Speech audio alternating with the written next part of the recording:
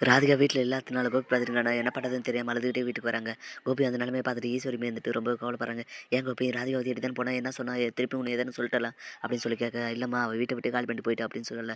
"சரி நல்லது விட்றா, உன்ன தொலைஞ்சது இன்னி கூட ஒழியட்டும். அவள நினச்சு நீ கவலைப்பட்டு இருக்காத" அப்படின்னு சொல்ல. "அம்மா ஏம்மா அப்படியெல்லாம் பேசுற?" அப்படின்னு சொல்லிட்டு கோவமா பேச, "என்னடா இந்த அம்மாவே கோவமா பேசுற? அந்த அளவுக்கு அவ முக்கியமா போயிட்டாளா? நாங்கலாம் இல்லையாடா உனக்கு? நான் இருக்கேன், உன் பசங்க இருக்காங்க. இவங்க இல்லடா உன் குடும்பம். அவ தான் உன்ன வேணான்னு சொல்லிட்டு தூக்கி போட்டு போயிட்டாளா? தூக்கி போட்டு போனவள பத்தி நீ என்னடா நினச்சு வருத்தப்பட்டு இருக்க?" அப்படின்னு சொல்ல. "அதெல்லாம் ஒண்ணும் இல்லம்மா. அவ என்ன ஏதோ ஒரு காரணத்துக்காக தான் விட்டு போயிருக்கா.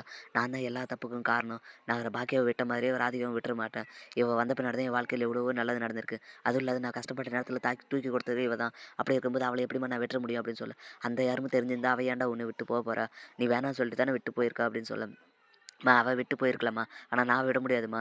அவ நெனைக்கிற மாரியெல்லாம் நான் நடந்துக்க முடியாது. எனக்கு ராதிகா முக்கியம்மா. அதே மாரி நீங்களும் முக்கியம். உங்களுக்காக அவளையும், அவளுக்காக உங்களையும் நான் விட மாட்டேம்மா அப்படின்னு சொல்ல. "டேய் இப்படியெல்லாம் இப்ப சொன்னா எப்புட்றா? அவள நெனச்சு நீ உன் உடம்ப கெடுத்துக்காத. ஏற்கனவே நீ உடம்பு இருக்க கண்டிஷன்ல இதெல்லாம் நெனச்சு வருத்தப்படக்கூடாது. நீ ஹெல்த்தியா இருக்கணும்" அப்படின்னு சொல்ல. "அம்மா போம்மா எனக்கு வாழ்ற ஆசையே போயிருச்சு. நான் என்னமோ நெனச்சேன். ஆனா இப்ப ஆண்னால தான் இப்படி எல்லா பொண்ணுங்களும் கஷ்டப்படுறாங்க. கொஞ்ச நாளுக்கு முன்னாடி பாக்கியா கூட இதே சூழ்நிலையில தான் இருந்திருப்பா. அப்ப அவ மனசு எவ்வளோ கஷ்டப்பட்டு இருக்கும்னு நான் இப்ப தான்ம்மா நெனச்சு பார்க்குறேன். அந்த அளவுக்கு நான் அவ்வளோ வலி குடுத்துருக்கேன். அவ்வளோ கஷ்டத்த குடுத்துருக்கேன். ஆனா அதெல்லாம் தாங்கி பாக்கியா இருக்கான்னா அவள உண்மையிலே நான் பாராட்டணுமா? அதே மாரி தான் ராதிகாவும் என்னை விட்டு போனா கூட வந்துட்டு அவ சந்தோஷமா தான் இருப்பா. ஆனா என்னால முடியாதும்மா. அதனால எனக்கு அவ ரொம்ப முக்கியம்மா. நான் அவள எப்படியாவது தேடி கண்டுபிடிக்கணும் சொல்லிட்டு பார்த்தீங்கன்னா, நான் தெரிஞ்சவங்க எல்லாருக்குமே கோபி வந்து கால் பண்றாங்க. ஆனா யார கேட்டாலுமே வந்து ராதிகா எங்க போயிருக்காங்கன்ற உண்மை தெரியறதே இல்ல. என்னடா பண்ணலான்னு சொல்லி பேசிட்டு இருக்கிற டைம்ல தான் பாக்கியாவும் இத கேட்கறாங்க. இத கேட்ட பாக்கியாவுக்கு பார்த்தீங்கன்னா ரொம்ப அதிர்ச்சியா இருக்கு. என்னடா ராதிகா இப்படி சொல்லாம கொள்ளாம இப்படி ஒரு முடிவு எடுத்துட்டாங்களே என்ன பண்ணலாம் அப்படின்னு சொல்லிட்டு பார்த்தீங்கன்னா, பாக்கியாவுமே வந்துட்டு அவங்களுக்கு தெரிஞ்ச எல்லா சைட்லயுமே வந்து இவங்களுமே ஃபோன் பண்ணி கேட்கறாங்க. ஆனா யார கேட்டாலுமே வந்துட்டு ராதிகா எங்க போயிருக்காங்கன்ற தகவலே தெரியறதில்ல.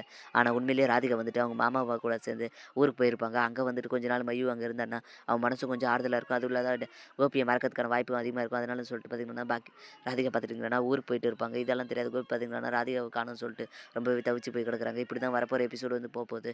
கோபியும் ராதிகாவும் இணைஞ்சாங்களா இல்லையான்றத நம்ம பொறுத்திருந்து தான் பார்க்கணும். மேலும் இது போன்ற வீடியோக்கள தொடர்ந்து பார்க்க மறக்காம நம்ம சேனல சப்ஸ்கிரைப் பண்ணிருங்க. கூட பெல் பட்டன் அழுத்துங்க. அப்ப தான் நான் போடுற ஒவ்வொரு வீடியோ உங்களுக்கு நோட்டிஃபிகேஷன் வரும். Thank you.